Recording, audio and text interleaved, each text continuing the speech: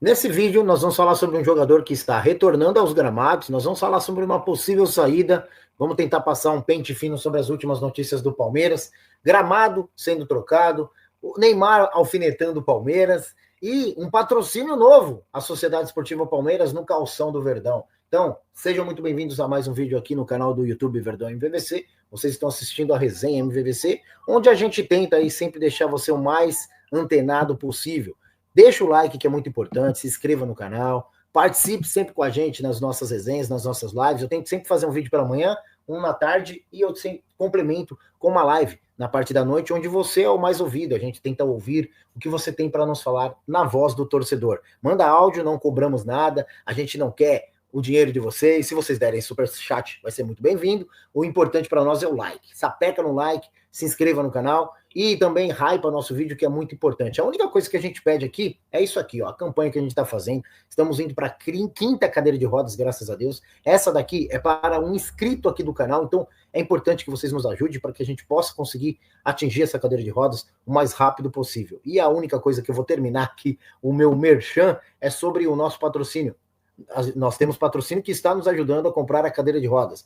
É o MMB Baterias e Chaveiros. Se você quiser, tá aqui no rodapé, vá até lá. Tem brindes, cara, para quem é inscrito no canal. Você pode ir até lá, que você vai ser muito bem-vindo. E são 24 horas. O chaveiro deles é 24 horas. E também o socorro para bateria é 24 horas. Tá aqui, ó, no rodapé, o Baterias e Chaveiros MMB. Vamos aos fatos? Antes de irmos aos fatos, eu só quero pedir uma graça a vocês. Eu trouxe uma informação sobre Abel Ferreira ontem, onde eu provo sempre o que eu falo diante de áudios, diante de circunstâncias que eu tenho envolvimento de dentro da Sociedade Esportiva Palmeiras, como sempre falo. Estudei, fiz faculdade e tenho alguns amigos que trabalham lá. E com a graça, eu tenho um bom aporte lá dentro, eu tenho uma boa convivência. Eu vi um canal de não vou falar amigo nem parceiro, porque eu não o conheço, mas também não nos dá credibilidade. E, aliás, ele não dá credibilidade para ninguém, né? Ele fala que as informações é dele, onde a grande maioria das informações que ele tira é do Bola VIP. Para mim é uma farsa, uma falácia. Tirar informações do Bola VIP e falar que é dele. Para mim se torna mais ridículo ainda. Mas a pessoa querer tirar a minha credibilidade falando de onde eu tirei, não falou meu nome, mas foi eu quem falei, de onde eu tirei a informação de que o Abel Ferreira, caso não ganhe o clássico ou não se classifique, o Abel Ferreira vai entregar seu cargo, vai colocar seu cargo à disposição. Eu provo, é só me procurar, tem um áudio, óbvio, corto das pessoas que me falaram, os nomes das pessoas, mas eu tenho boa convivência com conselheiros, com profissionais de lá de dentro da parte médica, então eu posso dizer com propriedade que quando eu falo, aliás, eu não tenho por que mentir, principalmente mentir para minha família, que é a Sociedade Esportiva Palmeiras. Tenho 47 anos de idade, barba branca, eu vou ficar mentindo para trazer informações, então para criar um clima ruim na Sociedade Esportiva Palmeiras.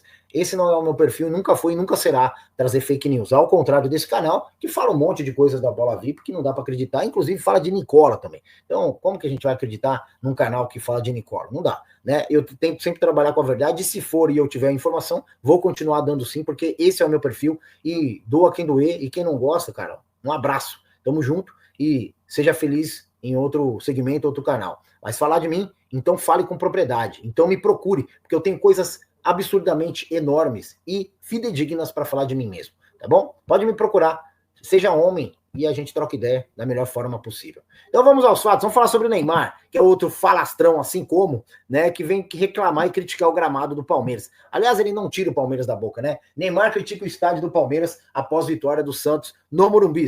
Jogador do Allianz Parque, para mim, jogar no Allianz Parque para mim é impossível. Aliás, o Neymar não joga já faz um bom tempo, né? Ele brinca de futebol, né? Ele faz brincadeiras ali, mas jogar profissionalmente mesmo já faz um bom tempo que ele não joga. Ele não enxuga a chuteira dos grandes maiores jogadores do mundo já faz um bom tempo. Aliás, é exatamente por isso que voltou para o Brasil. E talvez vai encerrar sua carreira aqui. Camisa 10 marcou 2 gols e foi sincero em entrevista após partida contra o Juventude. Assim ele performa, né, contra a Juventude, contra esses times menores aí. Neymar faz críticas envolvendo o Palmeiras. Enquanto se prepara para o jogo de volta das oitavas da Copa Betano do Brasileirão contra o Palmeiras, viu seu nome se envolver na boca do Santos, que ele elogiou o Morumbi, falou muito bem do Morumbi, e já um passado recente, o próprio diretor de futebol do Santos e até mesmo o presidente falou que poderia trazer algumas partidas para cá, e o craque Neymar, né, para muitos, já foi craque, tá? Só para deixar claro, jogou muita bola, mas hoje ele é apenas um jogador qualquer aí para mim, na minha opinião. O craque foi perguntado sobre o Morumbi, na qual elogiou bastante e acabou com a reputação do estádio do Allianz Parque. Que a grama tá ruim, isso é fato. A gente sabe, inclusive, já estão mexendo os pauzinhos aí para poder modificar o gramado do Palmeiras, que o próprio Abel Ferreira já reclamou. Mas ao ponto de chegar o cara execrar, acabar com a reputação do Palmeiras, aí é outra coisa totalmente diferente, né? Totalmente distinta. Mas isso são coisas do próprio Neymar, que deve ter um pouco de rusgas por não ter sido nem cogitado para jogar no Allianz Parque, aqui no nosso clube mesmo. O outro assunto interessante que saiu pela manhã, e essa daqui é do Diego Firmino, o Palmeiras dá o pontapé inicial para uma nova parceria. É o De Itália Panelas, marca de alumínio Firese, especializada em conjuntos de panela antiaderente, acertaram um acordo de patrocínio para estampar o logo da nova parceria na barra traseira do calção do uniforme dos Jogos de julho de 2029. Então o Palmeiras tem um novo patrocínio aí, não sei qual vai ser o valor desse patrocínio, aqui não está falando, né? O Firmino não colocou sobre o dele Itália aí, sobre o valor do patrocínio, mas é uma grana que vai entrar. Então, a gente sabe que entrando grana, para nós é melhor, porque continuamos aí, pelo menos financeiramente, né? Podemos dizer que o Palmeiras está muito bem. Obrigado. Agora resta sabermos como vai ser aí futuramente. Um outro assunto aqui do Espírito de Porco junto com o Firmino é sobre uma matéria do Transfer 24 Horas. Palmeiras abriu negociação para a contratação do lateral esquerdo Matheus Reis, de 30 anos de idade, no Sporting de Portugal. É engraçado, porque é uma idade que o Palmeiras não costuma contratar, principalmente lateral, né? Lateral que exige muito vigor físico, 30 anos de idade, contratar um jogador nesse porte. Mas aí o Firmino endossa aí, ó, Palmeiras chegou a cogitar empréstimo por opção de compra junto ao Sport. Momentaneamente foi negado pelo Sport, pelo clube que o exerce o seu passe, que só deseja vender o Matheus Reis. Então, essa possibilidade não existe. Agora, que precisa acontecer o mais rápido possível, isso sim, até porque aparentemente o Vanderlan está dando adeus ao Palmeiras, né? Palmeiras topa a saída de Vanderlan e aguarda novo lateral esquerdo, e o do Sporting era o cogitado, né, o Matheus Reis. Parece que alguns clubes aí estão tentando contratar o Vanderlan, e o empresário do jogador, junto com o próprio jogador e o Palmeiras, chegaram num acordo aí para poder vendê-lo. Apesar do investimento robusto, mais de 500 milhões em reforço somente em 2025, a equipe comandada por Abel Ferreira ainda convive com lacunas importantes no elenco, especialmente na lateral esquerda.